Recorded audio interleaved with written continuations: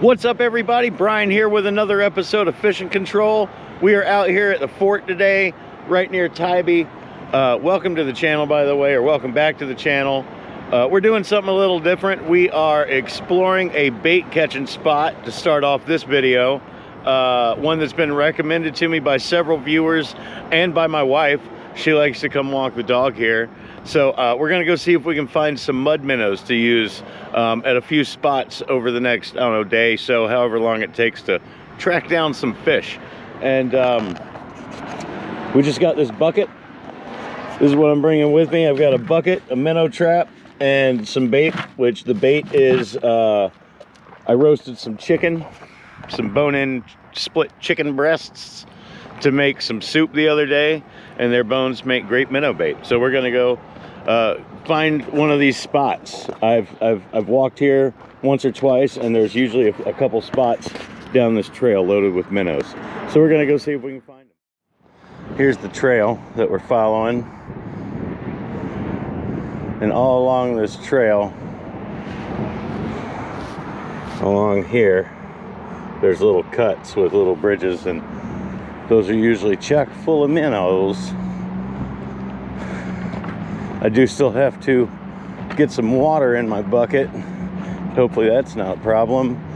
I did put on some different shoes, try and make that a little easier. I came straight from work, so I was wearing work shoes still.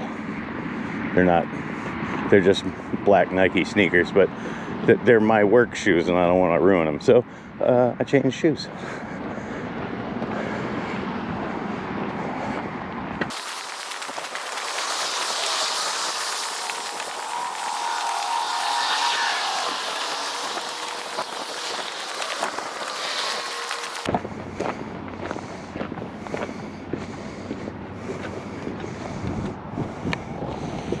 Cuts just like this. I'll probably go on to the second one.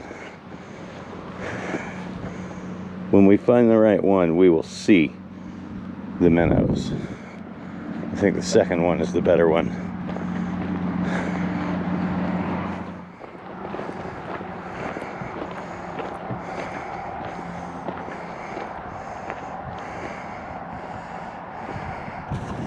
Okay, here we are. I'm not going to go too much over the top of it,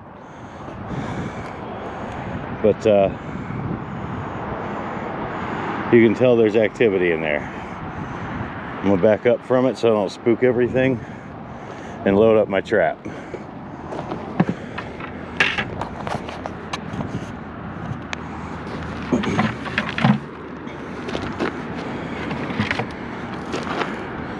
ahead and undo this. I did this time. I untangled it real good and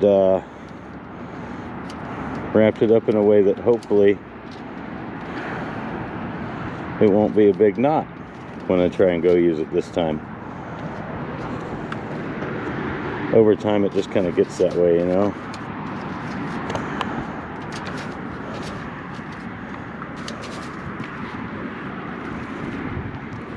Unwrap this whole guy.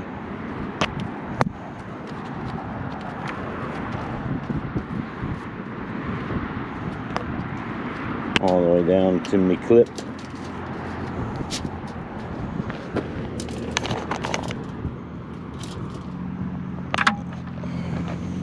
And I'm not going to worry about filling up the bucket until I catch minnows.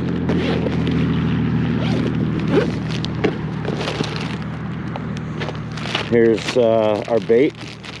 I could probably get away with using like half of this and use another half, freeze the other half and use it another time.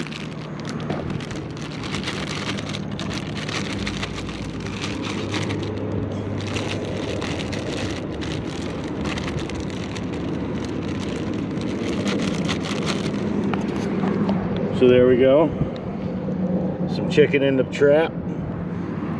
Chicken in the trap. Wrap that back up. It smells delicious still. It hasn't gotten a chance to go bad yet. It's only like three days old or something like that. been sealed up in the fridge. Made some chicken, bacon, cheddar, potato soup from scratch. Roasted the chicken myself and whatnot. Okay, so chicken's in the trap. Then you put the trap together. Thusly. Well, almost thusly. Thusly. And then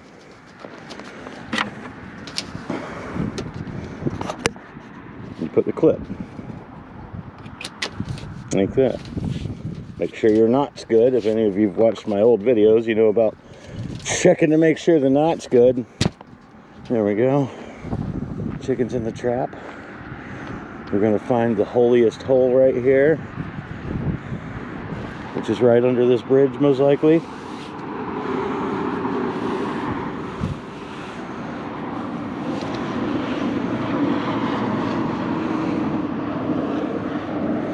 There we go.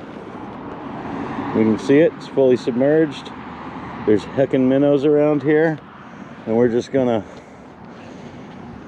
back up and wait a few minutes. We may need to move it to one side or the other a little bit, but I guarantee that chicken is gonna do the trick right there.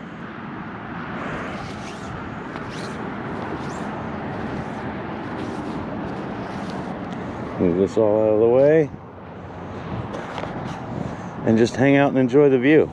There's also minnows on this side that are a little more corralled, so we'll see.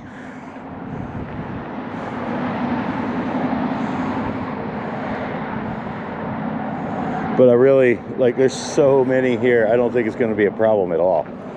I have a feeling we're going to be able to give this just a few minutes. It's 3:52 right now. Can you all see that? 3:52 right now.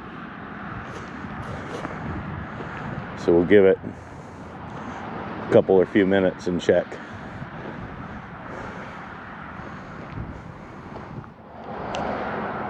All right, it's 3:58 now. And if I look at it from right here, I know y'all probably can't see this, but yeah, I can see minnows in it. There's so many in it, I don't think I can see the bait anymore. Let's look from right above it now.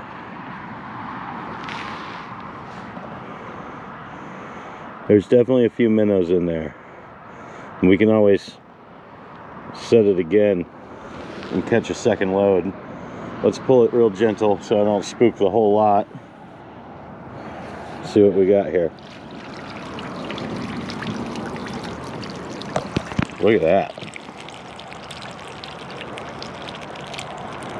A variety of sizes too.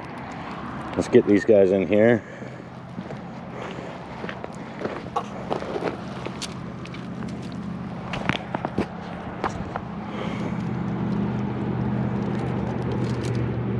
And what we do know for sure about mud minnows, if you've watched this channel, you know for sure, is that mud minnows stay alive very easily.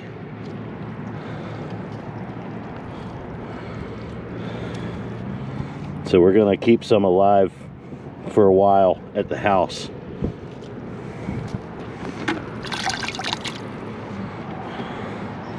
That's already like, I don't know, has to be like 3 dozen or more. So let's put this back together.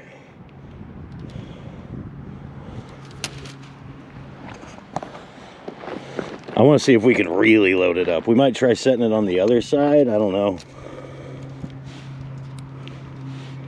We're going to do one more load though. At least. That's looking really good. I'll get some clearer water on them when we get back to the house. I have better buckets there.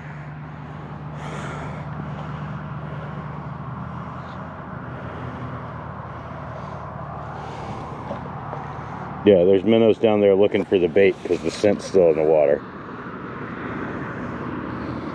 So let's give it to them.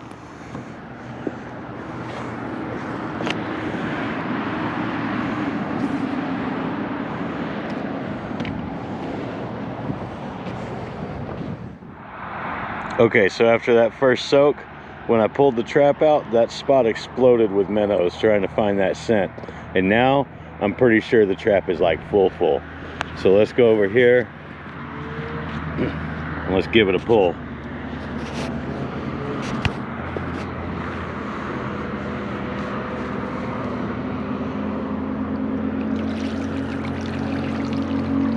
Oh yeah.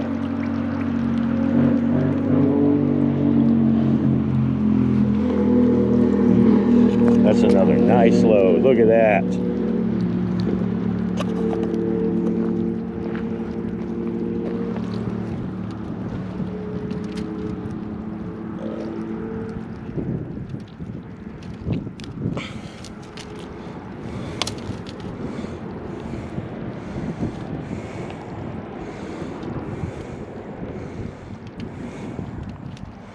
Some of these are pretty small.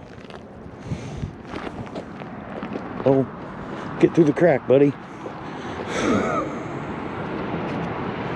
There he goes. But we're just gonna work on keeping them all alive at the house. I'm not gonna sort them here or whatever. We're just gonna work on keeping them all alive and let go little ones as I go.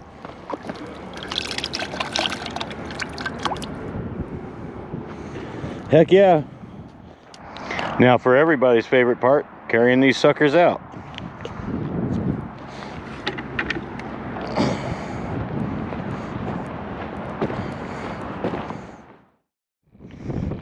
Alright, so I'm using a little bit of like a modified knocker rig here, where I've got a peg. We managed to find some redfish with the mud minnows along this seawall here. We're going to get a measurement on this guy. I think he's a slot size. So we're having redfish for dinner. We might be having redfish for dinner. Yay, catch and cook.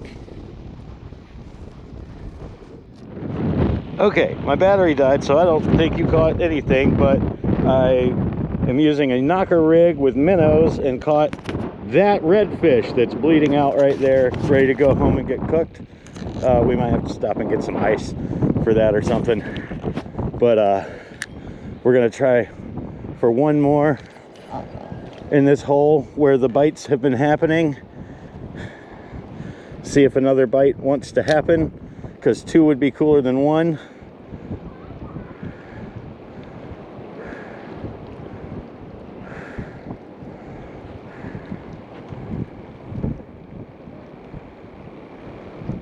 We didn't even have to go that far to find fish. Right here in this hole. Try a couple more flips.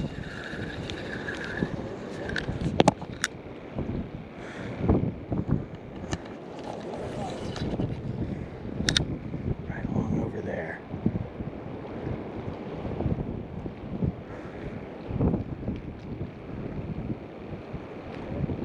This is kind of a delicate type of fishing.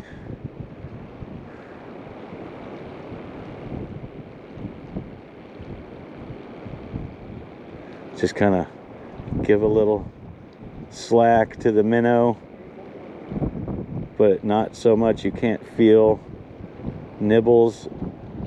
I've got line in my hand almost like I'm fly fishing.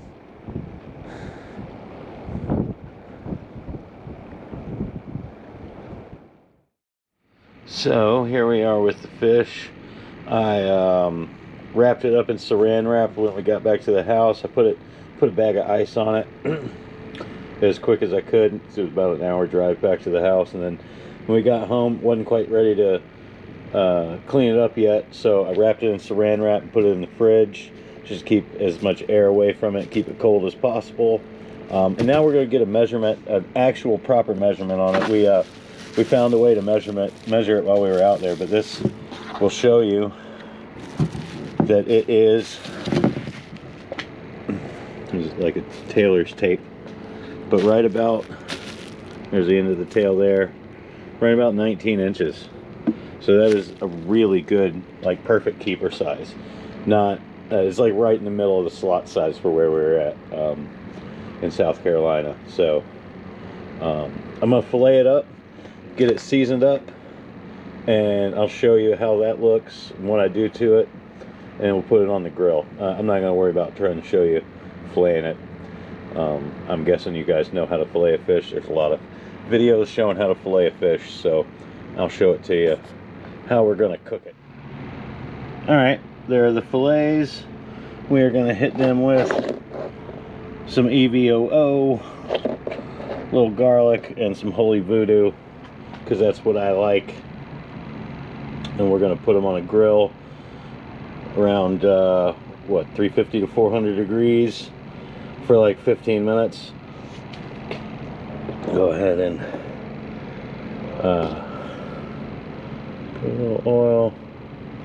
We're gonna put enough oil to get it on both sides of this fish here. That's really the goal. Get it on both sides of this fish so it doesn't stick to the grate. So honestly, probably do that number here. Cajun seasoning.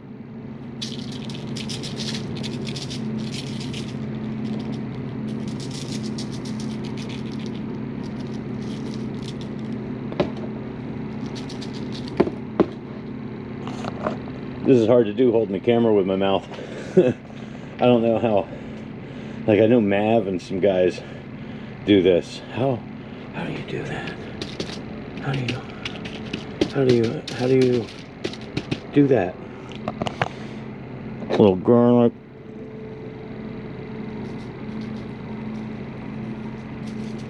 Where's the oil at? Okay. I don't know if you can see that or not. Probably a little too much glare. It's a really bright light. It's right about 400 degrees, which gives us a little bit of working time once we open it up. We're going to try and keep it between 300 and 400. So let's grab our fillets, and we're going to go on here flesh down first. Thinking about like this. That side low. Yeah. This side doesn't even really need to be on. It just stays on to help get the temp back up, and then I turn it off. That's the side that's easy to reignite. So yeah, we'll use it for the moment. Start our stopwatch here. That's our timer for sweet potatoes. Boom. Stopwatch is running. Temperature's rising. Once that hits 350, I kill this side. There's a delicate dance, an intricate dance to keep this grill at the perfect temperature for something like this. So now, see, now that I've killed that side, it's not rising anymore. I don't know if you can or cannot see that. It's probably a little too bright. It's actually dropping down. So I need to relight that. Make sure it's lit. Yep, it's lit. And keep it on the lowest setting for a minute, which it'll probably still rise, but more slowly. So we're going to let it sit there. We're going to check this in about 6 minutes or so and see if it's ready to flip to the scale side. All right, it's been about 6 minutes. 6 minutes and 15 seconds. So we are going to check these guys out, make sure they are ready to flip. Oh goodness, look at that color. That's looking gorgeous.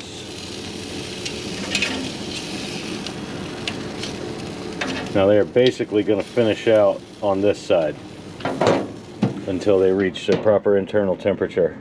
I'm going to light the other side back up, get it crunking.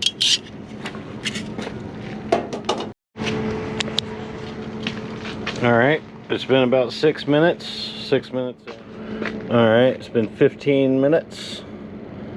So I'm gonna turn on this little meat thermometer here. It's cool out, not cold. It's honestly really nice out. So let's see here. What do we got?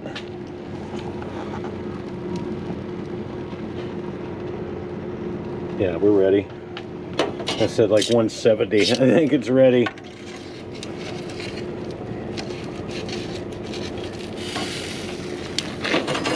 Use both. There we go. There's one.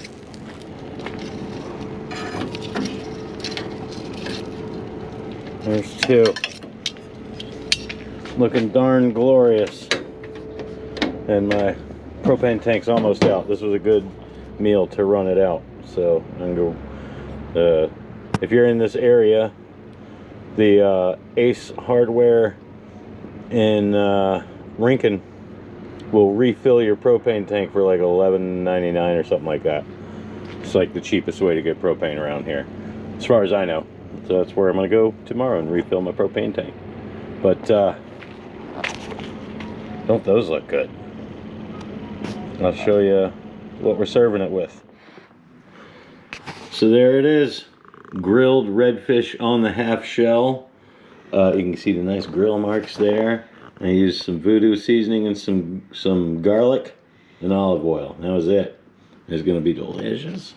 And a sweet potato with some butter and brown sugar and a salad kit. So I'm gonna give this redfish a little taste, like right out of the middle there.